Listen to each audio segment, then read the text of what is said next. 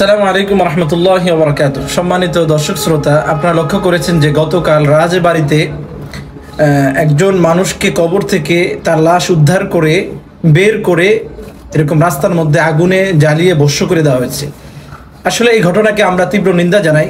তার কারণ হচ্ছে, ইসলামে এরকম কোনো বিধান নেই যে মানুষ হোক অথবা অমানুষ হোক, মাখলুক হোক, চাই সেটা অন্য কোনো প্রাণী হোক, এটাকে আগুনে ভস্ম করে দেওয়া, জ্বালিয়ে দেওয়া, এর বিধান কিন্তু নেই।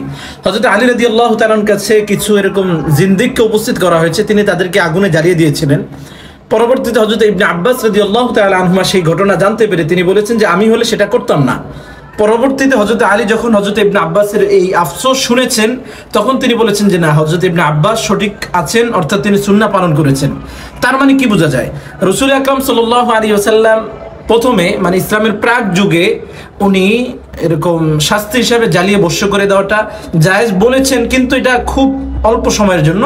পরবর্তীতে আপনারা জানেন যে হাদিসে এসেছে যে কিছু সাহাবায়ে কেরাম কোনো এক সফরে একটা পাখির বাসাকে এরকম আগুনে জ্বালিয়ে ভস্ম করে দিয়েছেন। আল্লাহ রাসূল জানতে পেরে বলেছেন যে লা ইউআযিবু বিন-নার ইল্লা রাব্বুন নার, যে আগুনের শাস্তি একমাত্র আগুনওয়ালা তথা আল্লাহ তাআলাই দিতে পারেন। তার মানে আমরা মুসলমান আবেগ প্রণত হয়ে বা আবেগ তাড়িত হয়ে ইসলামকে বেশি মানতে গিয়ে, বেশি আবেগ দেখাতে গিয়ে একজন মানুষকে এভাবে পুড়িয়ে মারা, আবার সেটা লাশ, এটা তো একটা মহা বড় অন্যায় হয়েছে।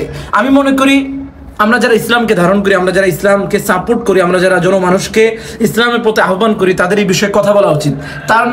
তা যদি না হয়, ইসলামের শত্রুরা এটাকে নিয়ে বড় একটা সিচুয়েশন তৈরি করতে পারে। তো এটা একদিক থেকে কথা। আরেকটা কথা হচ্ছে যে আসলে এখানে শুধুমাত্র জনতাকে দায় দিলেই হবে না। এখানে আমরা পুরো ঘটনা তদন্ত করে যতটুকু জানতে পারলাম যে গত 21শে আগস্ট বা 23শে আগস্ট এই ব্যক্তি মারা গেছেন, এবং সে একটা মতাদর্শ লালন করত এবং সেটা ইসলামের সাথে সাংঘর্ষিক। সে নিজেকে ইমাম মাহদি বলে দাবি করেছিল, এবং এরপরে বা এর আগে তিনি নিজেকে আল্লাহ বলেও দাবি করেছেন। এরকম বক্তব্য তার ওই সমাজে ছড়িয়ে পড়েছে। যাই হোক, সে অনেক দিন যাবত কাবা ঘরের মতো করে জমিন থেকে 12 ফুট উপরে একটা ঘর নির্মাণ করেছে, যেটা দেখতে কাবার মতো। আর আপনারা জানেন যে আসলে মানুষ ইসলাম যারা পছন্দ করে, তারা কিন্তু ইসলামের কোনো জিনিসকে নিয়ে টিটকারি করা অথবা এটাকে নিয়ে কটূক্তি করা অথবা এটাকে ব্যঙ্গ করা, এটা কিন্তু পছন্দ করে না। বাদশাহ আব্রাহা এই যে ইসলামের সাথে টক্কা দিতে গিয়ে অথবা কাবার ঘরের আদলে আরেকটা ঘর নির্মাণ করতে গিয়ে আল্লাহ তাআলা তাকে সেখানে কিন্তু শাস্তি দিয়েছেন, এবং সেটা নস্যাৎ হয়ে গেছে। অতএব এই 1400 বছর পরে এসে কোনো মানুষ কাবার মতো করে ঘর বানাবে, এটা আসলে তার জন্য জায়েজ নেই। এবং এটার সম্পূর্ণ দায়িত্ব ছিল রাষ্ট্রের, ওই এলাকার যারা প্রশাসন ছিল তাদের। আমরা যতটুকু জানতে পেরেছি যে প্রশাসনের সাথে তারা কিন্তু কথা বলেছে, একটা আলটিমেটাম দিয়েছে, কিন্তু প্রশাসন সেটা কিছুই করেনি। আপনি আমার মসজিদ নিয়ে আপনি তামাশা করবেন, আপনি আমার ইসলাম নিয়ে তামাশা করবেন, কাবার মতো ঘর বানাবেন, এটা বলতে পারবো না।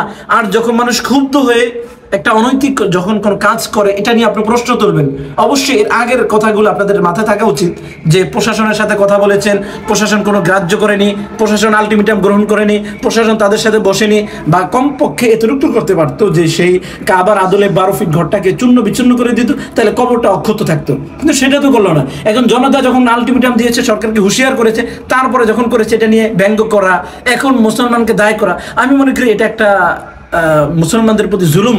এই জন্য আসুন আমরা এই অহেতুক কাজ থেকে বিরত থাকি, অনৈতিক কাজ থেকে বিরত থাকি, নিজেও থাকি, অন্যকে আহ্বান করি। আর সাথে সাথে রাষ্ট্র সরকারকে বলবো যেন এই জাতীয় সিচুয়েশন তৈরি হওয়ার পূর্বে এর পরবর্তী পদক্ষেপগুলো যেন সরকার নেয়। আল্লাহ তাআলা তৌফিক দান করুক। আমিন। আসসালামু আলাইকুম ওয়া রাহমাতুল্লাহি ওয়া বারাকাতুহু।